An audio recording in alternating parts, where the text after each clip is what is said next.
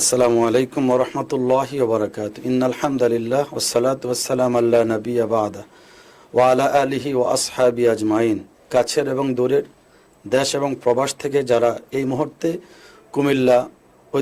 কুমিল্লার প্রিয় চ্যানেল মেঘনা টিভির পবিত্র মাহে রমাদানের বিশেষ অনুষ্ঠান উপভোগ করছেন, সবাইকে জানাচ্ছি আন্তরিক প্রীতি এবং শুভেচ্ছা। প্রতিদিনের ন্যায় আজকে আমরা একটি বিষয় নিয়ে হাজির হচ্ছি। আমাদের সম্মুখে স্টুডিওতে হাজির হয়েছেন কুমিল্লা ঐতিহ্যবাহী শিমপুর পশ্চিমপাড়া কেন্দ্রীয় জামে মসজিদের সম্মানিত খতিব মাওলানা মুফতি মেহেদি হাসান আতিকি সাহেব। আসসালামু আলাইকুম রহমতুল্লাহ। কেমন আছেন? আলহামদুলিল্লাহ।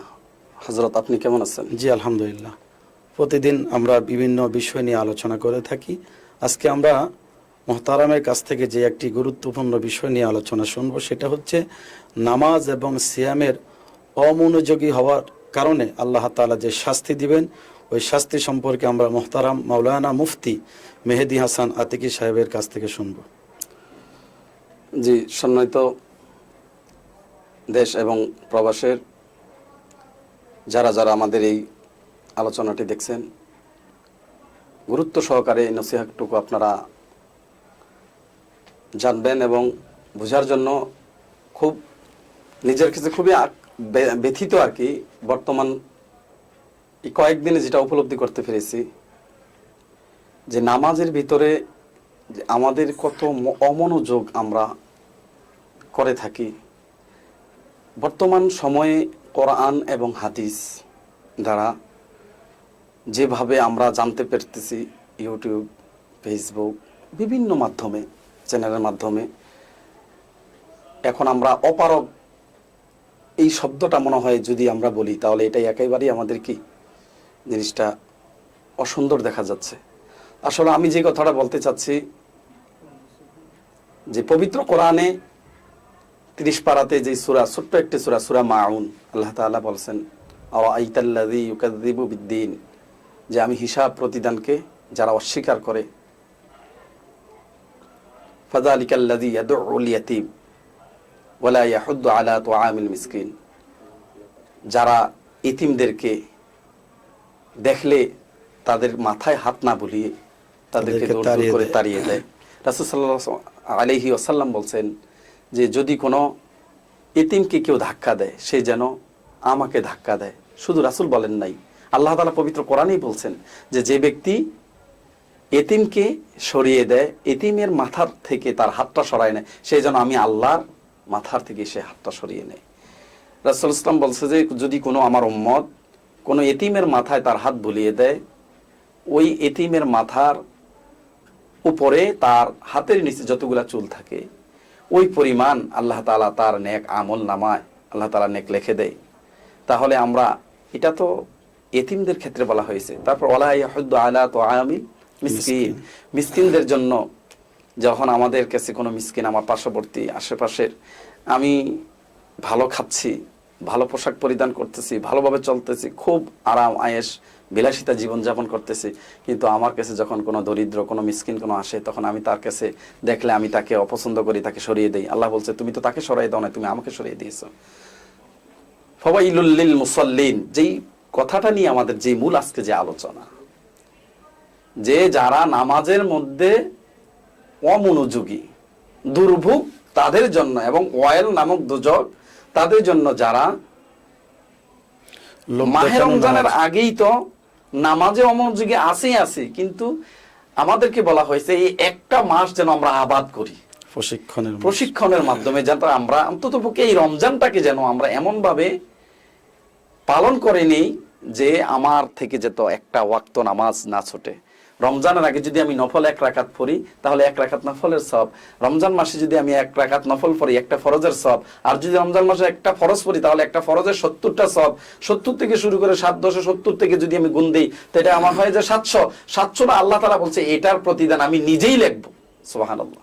তো সম্মানিত আমার শ্রোতাবিন্দুরা, আমরা যদি এই দিকে খেয়াল করি যে নামাজে যে আমরা গাফলতি করি, অমনোযোগী হই, উলাইকা কাল আনআম বাল হুম আদাল উলাইকা হুমুল গাফিলুন, যারা নামাজে অথবা আমার দ্বীনে তারা কি থাকে, গাফেল থাকে, অমনোযোগী থাকে।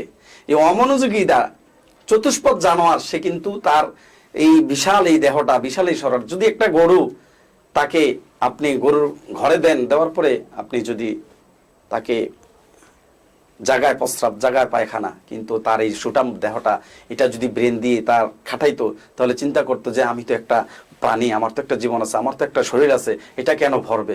কিন্তু তার চেয়ে আরো নিকৃষ্ট বলছে, চতুষ্পদ জানোয়ার চেয়ে আরো নিকৃষ্ট, যারা তাকে আল্লাহ তাআলা মুসলমান বানাইছে, সে একজন মুসলমানের ঘরে হইছে, সে মুসলমানের ঘরে জন্ম নেওয়ার পরে সে নামাজের এখানে মধ্যে মূলত খেয়াল নাই। আল্লাহ তাআলা বুঝাচ্ছেন যাদেরকে বিবেক দিয়েছেন আল্লাহ, জি, কান জি। দিয়েছেন কিন্তু কান দিয়ে শুনে না, চোখ দিয়েছেন, বিবেক দিয়েছেন, তা খরচ করে না। জি, জি। এর মূলত হচ্ছে উলাইকা কালানামি বালহুম সকল কাজে তারা গাফেল।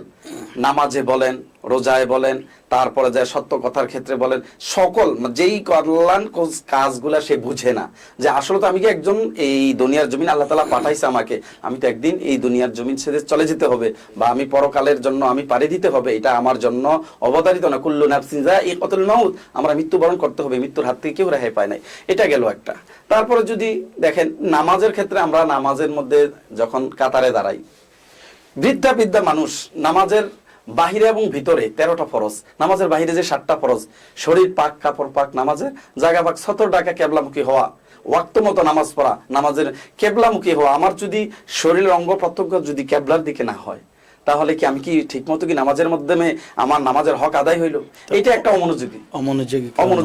জি। আরেকটা ক্ষেত্র হচ্ছে, এরপরে নামাজের মধ্যে দাঁড়িয়ে আমলে কাসির, নামাজ ভঙ্গের কারণ হচ্ছে 19টা, আর নামাজের ওয়াজিব হচ্ছে 14টা। নামাজের ওয়াজিব 14টার যদি একটা ওয়াজিব ইচ্ছাকৃতভাবে ছুটে যায়, তাহলে নামাজ কি হয়ে যাবে? আপনার বাতিল হয়ে যাবে। হ্যাঁ, বাতিল হয়ে যাবে। আর যদি অমনোযোগের ক্ষেত্রে কোনো কারণে আপনার এই ওয়াজিব 14টার একটা ছুটে যায়, তাহলে যদি সেটা স্মরণ হয়, সে যদি সাহু সেজদা দিয়ে নেয়, তাহলে তার নামাজ কি হয়ে যাবে? হয়ে যাবে। তো আসলে আমরা এই নামাজের যে 14টা ওয়াজিব কি জানি? আলহামদুলিল্লাহ পুরা পড়া, হ্যাঁ, তারপর আলহামদুলিল্লাহ সাথে সূরা মিলানো, রুকু সেজদা দেরি করা, রুকু হইতে সোজা হয়ে খাড়া হইয়া, 2 সেজদার মাঝখানে সোজা হয়ে দেরি করা, এই যে গাফলতি, এই যে অমনোযোগী। দেখেন, আমাকে বলা হয়েছে রুকু যেই সময়টুকু আমাকে থাকতে হবে, ঠিক দাঁড়িয়ে আবার কি করতে হবে? এইটুকু সময় দাঁড়িয়ে থাকতে হবে। রব্বানা লাকাল হামদান কাসীরান তাইয়িবান মুবারাকান ফিহি, এটা যদি পারি তো আলহামদুলিল্লাহ, না পারলে আমি এই সময় পর্যন্ত কি দাঁড়িয়ে থাকবো।